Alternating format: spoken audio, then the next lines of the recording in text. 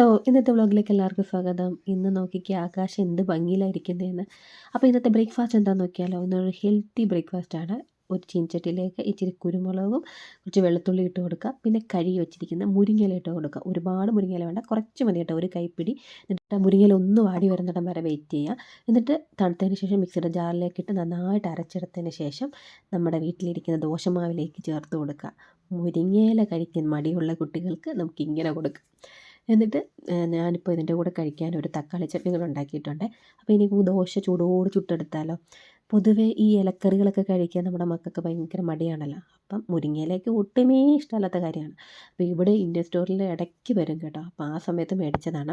സാധാരണ ദോശ പോലെ തന്നെ നല്ല ക്രിസ്പി ആയിട്ട് കിട്ടും. നമ്മൾ സാധാ ദോശമാവിൽ തന്നെയാണല്ലോ ഇത് അരച്ച് ചേർത്തേക്കുന്നത്. നമുക്ക് ടേസ്റ്റ് കൂട്ടാൻ വേണ്ടി ഇച്ചിരി ബട്ടറൊക്കെ തൂകി അല്ലെ നെയ്യോ എന്തെങ്കിലുമൊക്കെ തൂകി കൊടുത്ത് നല്ല രീതിയിലൊന്ന് ചുട്ടെടുത്ത് കുട്ടികൾക്ക് കൊടുത്ത് നോക്കൂ, അവർക്ക് ഇഷ്ടപ്പെടും. ഒറ്റയടിക്ക് ആരോഗ്യം കിട്ടട്ടെ എന്നുകൊണ്ട് ഒരുപാട് മുരിങ്ങയില ചേർക്കല്ലേ, കുറച്ച് ചേർത്തിട്ട് ഇതുപോലെ ഒന്ന് ചുട്ട് കൊടുത്താൽ മതി. അപ്പം നല്ല ഹെൽത്തി ബ്രേക്ക്ഫാസ്റ്റ് റെഡിയായി. അപ്പോൾ ഇന്ന് രാവിലെ തന്നെ ഞാൻ ഉച്ചക്കത്തേക്കുള്ള ചോറും കറിയും എല്ലാം വെക്കുന്നുണ്ട്. അപ്പോൾ ഇന്ന് ഏട്ടന് വർക്ക് ഫ്രം ഹോമാണ്. അപ്പോൾ മീൻകറിയാണ് വെക്കുന്നത്. അത് നല്ല കുടംപുളി ഇട്ട മീൻകറി, തേങ്ങാപ്പാലൊന്നും ഒഴിക്കുന്നില്ല. ഇവിടെ മീൻകറി വെക്കാൻ വളരെ എളുപ്പമാണ്. ഞാൻ നിങ്ങൾക്ക് നേരത്തെ കാണിച്ചിട്ടുണ്ടല്ലോ, ഇതുപോലത്തെ ടിന്നിൽ നമുക്കിവിടെ ഓൾറെഡി കുക്ക്ഡ് ആയിട്ടുള്ള മീൻ കിട്ടും. അതും മാക്രലും നമ്മുടെ അയലയും മത്തിയും മാത്രമേ കിട്ടാറുള്ളൂ. അപ്പോൾ അത് വെച്ചിട്ടാണ് കറി ഉണ്ടാക്കുന്നത്. അപ്പോൾ അതിൻ്റെ ഇടയിൽ ഞാൻ വെണ്ടയ്ക്കയും കോവയ്ക്കയും പാവയ്ക്കയും എല്ലാം കൂടി ഇട്ടിട്ടുള്ളൊരു മെഴുക്കുവരട്ടി വെച്ചു. കാരണം എല്ലാം കുറച്ച് കുറച്ചേ ഉള്ളായിരുന്നു കേട്ടോ. അപ്പോൾ കുറച്ച് കുറച്ചുള്ളപ്പോൾ പണ്ട് എൻ്റെ അമ്മയൊക്കെ ഇതുപോലെ മിക്സഡ് മെഴുക്കുവരട്ടി ഉണ്ടാക്കുമായിരുന്നു. നിങ്ങളങ്ങനെ ഉണ്ടാക്കി നോക്കിയിട്ടുണ്ടോ? നല്ല ടേസ്റ്റാണ് കേട്ടോ. അപ്പോൾ എല്ലാത്തിൻ്റെയും കൂടെ രുചി വരുമ്പോൾ ഭയങ്കര ടേസ്റ്റാണ്. അപ്പോൾ മീൻ കറിക്കുള്ള ചെറിയ ഉള്ളി, ഇഞ്ചി, അതുപോലെ തന്നെ വെളുത്തുള്ളി, ഇതൊക്കെ ഒന്ന് ഞാൻ ചതച്ചെടുത്തു. ചട്ടിയിലേക്ക് വെളിച്ചെണ്ണ ഒഴിച്ച് കൊടുത്ത് ഇതെല്ലാം കൂടെ ഒന്ന് മൂപ്പിച്ചെടുക്കുന്നുണ്ട്. അതിൻ്റെ കൂടെ തന്നെ കുറച്ച് മഞ്ഞൾപ്പൊടി, മുളക് പൊടി, അതുപോലെ തന്നെ മല്ലിപ്പൊടിയും കൂടെ ചേർത്ത് ഒന്ന് നന്നായിട്ട് മൂപ്പിക്കുന്നുണ്ട്. എന്നിട്ട് ആവശ്യത്തിനുള്ള വെള്ളം ഒഴിച്ചൊന്ന് തിളപ്പിച്ചതിന് ശേഷമാണ് ഞാൻ ഈ മീൻ ഇട്ട് കൊടുക്കുന്നത്. ഇനി അതിലേക്ക് കുടംപുളിയും കൂടെ ചേർത്ത് കൊടുക്കുന്നുണ്ട്. വറക്കാൻ വേണ്ടി ചൂരമീൻ ഇരിപ്പുണ്ടായിരുന്നു കേട്ടോ. ഇത് കട്ട് ചെയ്യുമ്പോൾ എനിക്ക് അലുവ കഴിക്കണമെന്ന് തോന്നുന്നു. കാരണം അലുവ തുണ്ട് പോലെ ഇരിക്കുന്നില്ല. ഇത് ഫ്രോസൺ ആണ് കേട്ടോ. അപ്പോൾ അതിനെ കുറച്ച് നേരം മുമ്പ് വെളിയിലെടുത്ത് വെച്ചതിന് ശേഷം ഞാൻ ഇതുപോലെ ഒന്ന് കട്ട് ചെയ്തെടുക്കുകയാണ്. അപ്പോഴത്തേനും നമ്മുടെ മീൻകറി ഏകദേശം റെഡിയായി വന്നിട്ടുണ്ട്. ഇനിയിപ്പോൾ നമുക്ക് വറക്കാനുള്ള മീനും കൂടെ ഒന്ന് പുരട്ടി വെക്കാം. ഞാൻ മഞ്ഞൾപ്പൊടി, മുളക് പൊടി, കുരുമുളക് പൊടി, പിന്നെ ആവശ്യത്തിനുള്ള ഉപ്പ്, നാരങ്ങാ നീരും കൂടെ പിഴിയുന്നുണ്ട്. പക്ഷേ നേരത്തെ ഒന്നും നമ്മുടെ ഒന്നും വീട്ടിലങ്ങനെ ആരും നാരങ്ങാ നീരൊന്നും പിഴിയത്തില്ലായിരുന്നു. പക്ഷേ എനിക്കെന്തോ ഇപ്പോൾ അതിൻ്റെ ടേസ്റ്റ് ഭയങ്കര ഇഷ്ടമാണ് കേട്ടോ. ഇങ്ങനെ മീനിലത് അതും കൂടെ യോജിക്കുമ്പോൾ ഒരു പ്രത്യേക ടേസ്റ്റാണ്. അപ്പോഴത്തേന് മീൻകറി നല്ല തിളച്ച് കുറുകി വരുന്നുണ്ട്. നമുക്കൊരു ചടപടേന്നൊരു മോരുകറി ഉണ്ടാക്കിയാലോ. അത് നെല്ലിക്ക മോരുകറി. തേങ്ങ, ജീരകം, പച്ചമുളക്, നെല്ലിക്ക ഇതെല്ലാം കൂടെ നന്നായിട്ട് അരച്ചതിന് ശേഷം തൈരും കൂടെ ചേർത്തിട്ട് ഒന്നുകൂടെ ഒന്ന് അരച്ചെടുക്കണം. എന്നിട്ട് നേരെ കടുക് താളിക്കുക, ഇച്ചിരി മഞ്ഞൾപ്പൊടി, മുളക് പൊടിയും കൂടെ ചേർക്കുക. ഇത്രയേ ഉള്ളൂ. സിമ്പിൾ മോരുകറിയാണ്. പക്ഷേ നല്ല ടേസ്റ്റാണ് കേട്ടോ. അത് ഈ മീൻകറിയുടെ കൂടെ കൂട്ടി കഴിക്കാൻ അടിപൊളിയാണ്. ഇനി നമുക്ക് മീനും കൂടെ ഒന്ന് വറുത്ത് കഴിഞ്ഞാൽ ഇന്നത്തെ ഉച്ചക്കത്തെ ഊണങ്ങോട്ട് ഗംഭീരമാകും. എനിക്ക് പൊതുവെ ഇങ്ങനെ കുടംപുളിയൊക്കെ ഇട്ട് ഇങ്ങനെ വറ്റിച്ച് വെക്കുന്ന മീൻകറി ഭയങ്കര ഇഷ്ടമാണ് കേട്ടോ. ഇനിയിപ്പോൾ ഞാൻ പെട്ടെന്ന് തന്നെ റെഡിയായിട്ട് ജിമ്മിലേക്ക് പോവാണ് കേട്ടോ. അപ്പോൾ ഏട്ടന് ഞാൻ ഫുഡൊക്കെ റെഡിയാക്കി വെച്ചിട്ടുണ്ട്. അപ്പോൾ ഏട്ടന് ഉച്ചയ്ക്ക് എടുത്ത് കഴിച്ചോളും. അപ്പോൾ ഞാൻ പോയിട്ട് വരുമ്പോൾ കുറച്ച് ലേറ്റാകും. ഇപ്പം നല്ല അടിപൊളി ക്ലൈമറ്റൊക്കെ ആയതുകൊണ്ട് നല്ല രസമുണ്ടായിരുന്നു. ഇത് വിമാൻകുട്ടിയുടെ സ്കൂളിലെ ഗ്രൗണ്ടാണ് കേട്ടോ. അവിടെ പിള്ളേർ ഇന്ന് കളിക്കുന്നുണ്ട്. അങ്ങനെ പോകുന്ന വഴിക്ക് നോക്കി ഇപ്പം നല്ല പൂക്കളൊക്കെ വന്ന് തുടങ്ങി. ഇങ്ങനെ സ്പ്രിങ് സീസൺ സ്റ്റാർട്ടായിക്കൊണ്ടിരിക്കുന്നു. കുറച്ച് തുടങ്ങിയിട്ടേ ഉള്ളൂ കേട്ടോ. ഇനി ഈ ഏരിയ മൊത്തം പൂക്കൾ കൊണ്ട് നിറയും. മൊത്തത്തിൽ പച്ചപ്പും ഹരിതാപവും ഒക്കെ ആവും. അങ്ങനെ ബസ് കാത്ത് ഞാൻ നിൽക്കുകയാണ് കേട്ടോ. കറക്റ്റ് ടൈമിനാണ് വന്നിരിക്കുന്നത്. ബസ് നോണ്ട് വരുന്നുണ്ട്. നോക്കിക്കേ, ഇതുകൊണ്ട് അങ്ങ് ദൂരെ കാണുന്നില്ലേ. ഇന്ന് പൊതുവെ ഈ സമയമൊക്കെ ആയതുകൊണ്ട് ആൾക്കാരൊക്കെ കുറവായിരുന്നു കേട്ടോ. അപ്പം ഞാൻ ഒരു 12:30 1 മണിയായി പോയപ്പോൾ ഇന്ന് ലേറ്റായി. അങ്ങനെ നേരെ ചേഞ്ചിങ് റൂമിലൊക്കെ പോയി. ഈ ഒരു കണ്ണാടി കാണുമ്പോൾ ഞാൻ എപ്പോഴും വീഡിയോ എടുക്കും കേട്ടോ. എന്തെങ്കിലുമൊക്കെ ചേഞ്ച് ഉണ്ടോ എന്ന് നമുക്കറിയണ്ടേ. അങ്ങനെ ഫസ്റ്റ് ഇങ്ങനെ നടത്തം തുടങ്ങിയിട്ടുണ്ട്. ഏകദേശം ഒരു അരമണിക്കൂറോളം നടക്കാറുണ്ട് കേട്ടോ.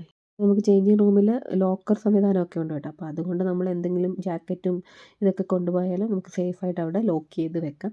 അങ്ങനെ ഇന്നത്തെ വർക്കൗട്ടൊക്കെ കഴിഞ്ഞ് ഞാൻ തിരിച്ച് വീട്ടിലേക്ക് പോവാണ്. മാക്സിമം ഒരു 1.5 മണിക്കൂറേ എന്നെക്കൊണ്ട് ചെയ്യാൻ പറ്റത്തുള്ളൂ. അത് കഴിയുമ്പോഴത്തേന് എനിക്ക് ഭയങ്കര ക്ഷീണമാവും. ഉടനെ എനിക്ക് വിശക്കാനൊക്കെ തുടങ്ങും കേട്ടോ.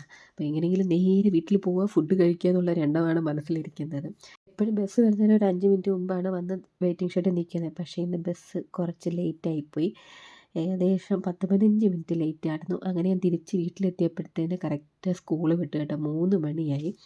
അങ്ങനെ വന്ന ഉടനെ ഒരു കുളിയൊക്കെ കഴിഞ്ഞിട്ട് നേരെ പോയി ചോറ് വിളമ്പി കേട്ടോ. അപ്പം അങ്ങനെ ജിമ്മിൽ കളഞ്ഞിട്ടുള്ള എല്ലാ കലോറിയും തിരിച്ചു കൊണ്ടുവരാനുള്ള ശ്രമത്തിൽ നിന്നുകൊണ്ട് ഞാൻ എല്ലാം എടുത്തിട്ടുണ്ട്.